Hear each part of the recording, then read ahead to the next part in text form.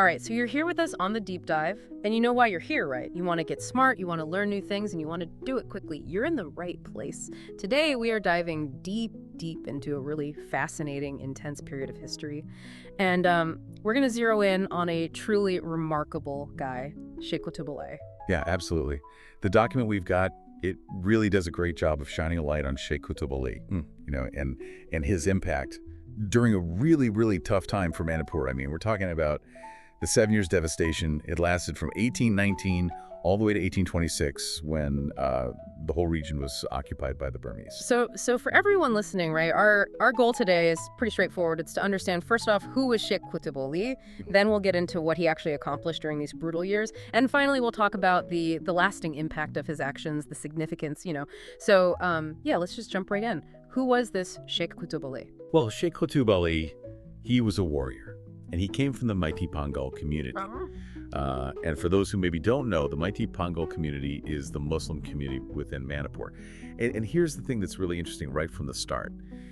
This guy wasn't just your average soldier, His family, they had this long and respected history of service, both in the military and in the administration of the Manipur kingdom.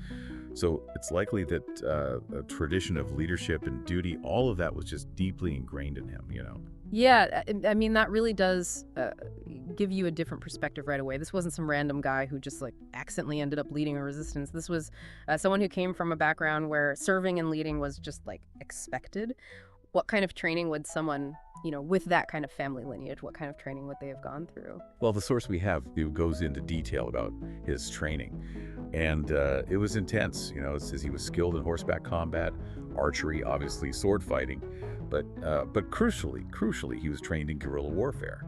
And, this mix of traditional martial arts with those unconventional tactics, it's really going to prove vital in the years to come. Yeah, I mean, it makes sense. And it also mentions that he had exposure to both Islamic teachings as well as Manipuri martial traditions. That's a pretty interesting intersection of influences, right? How do you think that shaped him as a person and a leader? Yeah, it really is a fascinating kind of blend. It's very likely that it gave him a unique perspective. I mean, he would have this deep connection to his faith, to his community, but also a really profound understanding of the local warrior culture. And this dual grounding, this connection to both, probably really allowed him to connect with and lead a much broader range of people within Manipuri society. And I think that would have been absolutely essential, when it came to building a resistance movement. Okay. So we're starting to get a picture of this guy, right? Yep. He's highly capable. He's well connected. Now let's understand the crisis that he was up against. What exactly was the 7 Years Devastation, and why was Manipur under Burmese occupation in the first place? Well, to set the stage, in 1819, the Burmese king, Bagida, he launches this full-blown invasion of Manipur. And it was a really brutal military campaign. It was led by General Maha Bandula, and the result was just horrific. I mean, we're talking thousands of Manipuris massacred. And it's really important to understand that this devastation, it affected everyone. Both Meitei Hindus and Meitei Pangals suffered. This was widespread suffering. Yeah, that paints a very grim picture, a whole society under siege. What happened to the established leadership in Manipur? Were they able to mount any kind of defense? Well, the Meitei king at that time was Marjit Singh. He was actually forced to flee. He had to escape to Kachar. And this created a huge power vacuum, right? It left Manipur incredibly vulnerable to Burmese control. And tragically, thousands of Manipuris were also enslaved and they were forcibly taken to Burma. You can only imagine the level of disruption, the despair, the fear that just gripped the whole region. A truly dark chapter. So with all of this going on, this invasion, the suffering, how did Sheikh Qutub Ali, how did he rise up and become a leader? What was that moment like? Okay, so while many people were being captured or fleeing, right, Sheikh Qutub Ali, he refused to surrender. I mean, he stood his ground. Yeah. And he started rallying the surviving Manipuri fighters. And this is a really crucial point. Yeah. His group, it included warriors from both the Meitei and the Pangal communities. And I think this really says a lot about his ability to unite people, during this time of just immense loss and potential division. Yeah. He essentially forged this resistance movement out of the ashes. So their strategy, I mean, was it to just go head-to-head with this powerful Burmese army? Not exactly. I mean, they recognized the sheer strength of the Burmese military, right? Yeah. So Qutub Ali and his fighters, They adopted what we call guerrilla warfare tactics. Think of it as avoiding those big direct battles and instead focusing on small, mobile units, using hit-and-run attacks, ambushes, surprise attacks. This was perfect for a smaller, less equipped force. They would target Burmese supply lines, their camps, and smaller, more isolated groups of soldiers. So instead of like this big dramatic clash, it was more about strategically disrupting them, hitting them where they were vulnerable. Yeah, exactly. And by operating from the forests and the mountains, they had natural cover. They could launch these swift, unexpected attacks and then just disappear back into the landscape. Yeah. This constant harassment, it would have been incredibly disruptive, and it would have stretched the Burmese forces really thin. Yeah. It sounds almost like a war of attrition, slowly wearing down their ability to maintain control. Now, the document also talks about his efforts to smuggle food and weapons to Manipuris who were hiding. That seems like a really vital part of the broader resistance. Oh, absolutely vital. It shows that his leadership, it went beyond just the military stuff. He was focused on the survival of the people.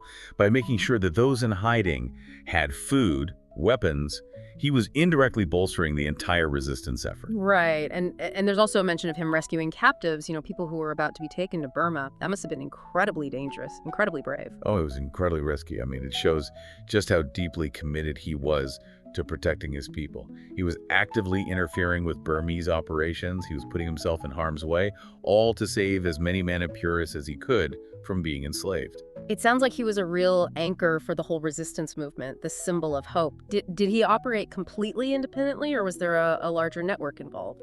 Well, the source really emphasizes his coordination with other local chiefs and resistance leaders. So this suggests that while his leadership was obviously hugely important, it was also part of this wider, maybe not fully unified, but this wider network of resistance across Manipur. And Qutub Ali, he was a key figure in this network, collaborating with others, keeping the pressure on the Burmese from multiple directions. So even though they were outnumbered, their actions as a whole had a real impact. Exactly. They couldn't just defeat the Burmese in a big head-on battle, but their constant resistance, with leaders like Sheikh Qutub Ali leading the charge, it really hampered, it complicated the Burmese occupation. Their efforts made it way harder for the Burmese to really solidify their control and to exploit the region. They couldn't just waltz in and take what they wanted. These constant attacks, they forced the Burmese to divert resources to security. It hindered their ability to really profit from the region. Okay, so this resistance, it goes on for years. What finally brings an end to Burmese rule in Manipur? What changes the game? Well, the turning point, the big one, was when the British entered the conflict. In 1824, the First Anglo-Burmese War breaks out. And the British, they saw Burmese expansion in the region as a direct threat to their own interests, of course. And how did Sheikh Qutub Ali and the resistance forces, how did they fit into this new situation? Did they join forces with the British? Yes, exactly. They saw this as their opportunity. Sheikh Qutub Ali, his fighters, they teamed up with Manipuri rebels who were already being supported by the British. They essentially created this united front against the Burmese. So that must have given a huge boost to the anti-Burmese efforts. What was the ultimate outcome, the result of this combined resistance? Well, by 1826, the British had defeated the Burmese. And this victory led to the Treaty of Yandabo. Now, this treaty, it forced the Burmese to completely withdraw from Manipur. It was over. 7 years of brutal occupation, finally over. And it formally recognized Manipur's independence. They were still under British influence, but they were free from Burma. Freedom, hard-won freedom after so much suffering. So what becomes of Sheikh Qutub Ali after the war? Is he celebrated? Is he recognized for what he did? Oh, absolutely. He's hailed as a war hero, both by the Meitei Pangal community and by the wider Meitei society. His leadership, his bravery during the resistance, everyone appreciated it. Everyone recognized what he had done. And does he continue to play a role in rebuilding Manipur now that the fighting is over? Yes, he does. He continues to be a respected leader within the Pangal community. But his focus shifts, to rebuilding after all the devastation. And this means helping displaced families, helping them get back on their feet, reestablish their homes, their livelihoods. It's a good reminder that leadership, it doesn't stop when the fighting stops, right? Yeah. It's also about healing and rebuilding. Did his family, did they follow in his footsteps? Did they continue his legacy of service? They did.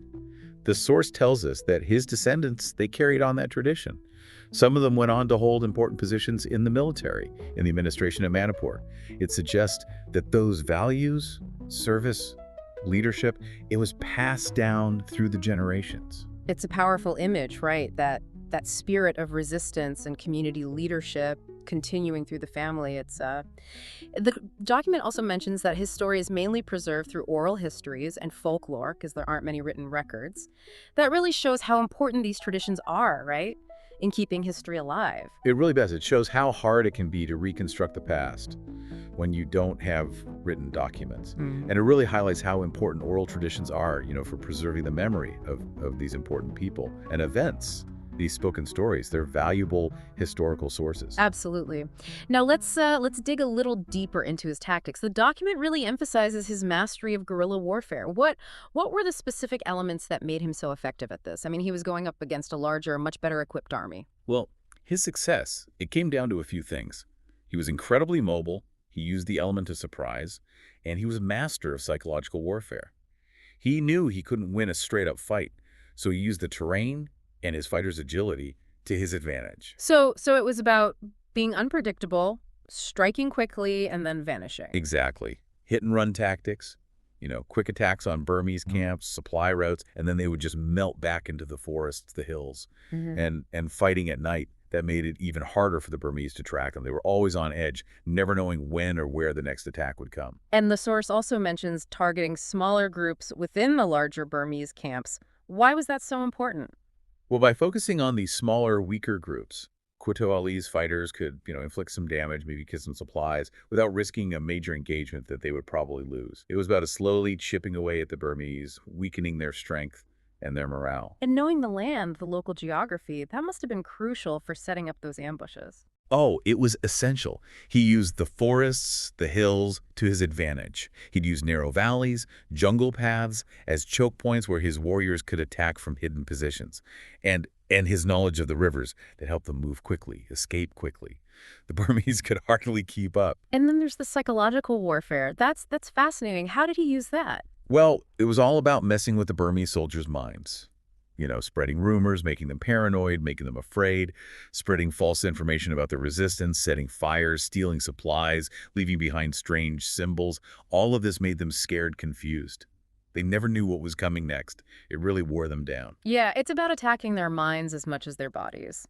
And coordinating with other resistance fighters, that must have amplified the effect. Absolutely. By working with other Meitei warriors, with tribal leaders, they could launch these coordinated attacks across Manipur, stretching the Burmese even thinner. And they would use disguises to sneak into enemy areas, gather intelligence. This gave Qutub Ali vital information of Burmese movements, weaknesses, and that helped him plan his attacks better. Okay, let's talk about his family, his descendants. It's interesting that there aren't many written records about them. What can we learn from the source, even with this limitation? Well, even though we don't have detailed family trees, the oral traditions in the Meitei Pangal community, they tell us that his descendants continued to be important people in Manipur. They served in the military, in local government, even as religious leaders. So his influence, it continued even after he was gone through his family. Right. I mean, the fact that many Pangal families in Manipur today, they trace their ancestry back to warriors like Qutub Ali, it shows that he still remembers, still respected. Yeah, that's powerful.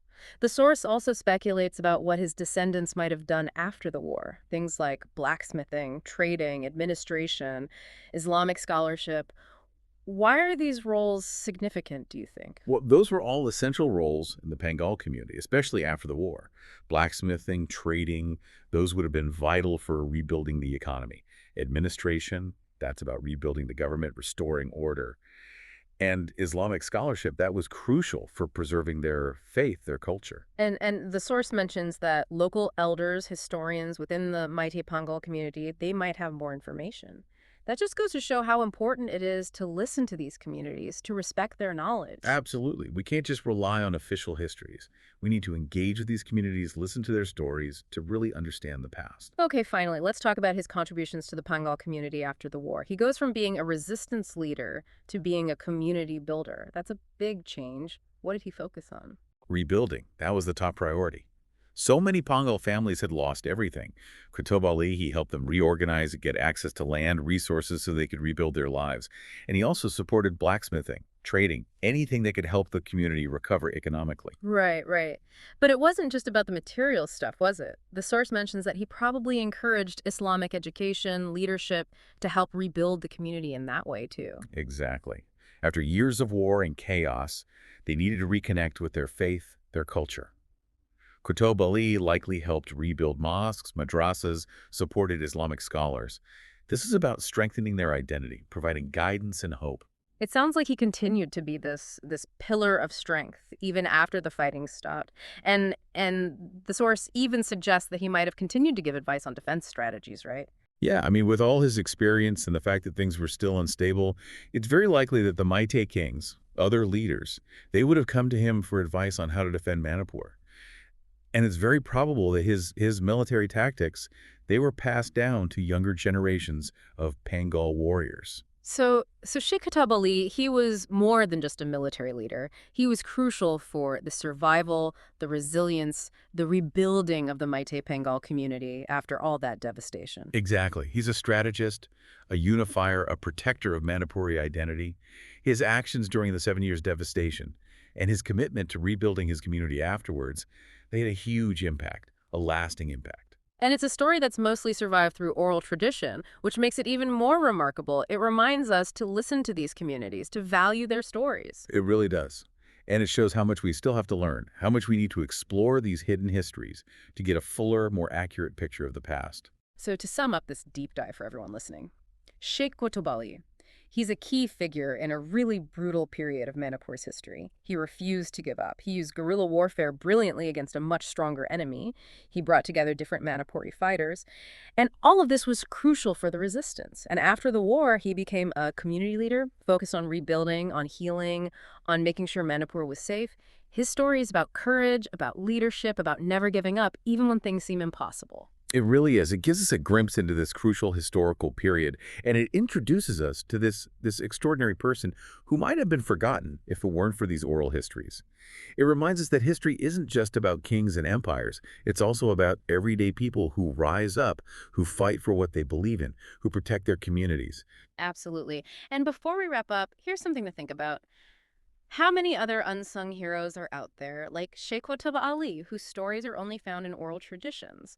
What can we do as a society to learn about them, to preserve their stories, to honor their contributions? It's something to ponder, something to act on.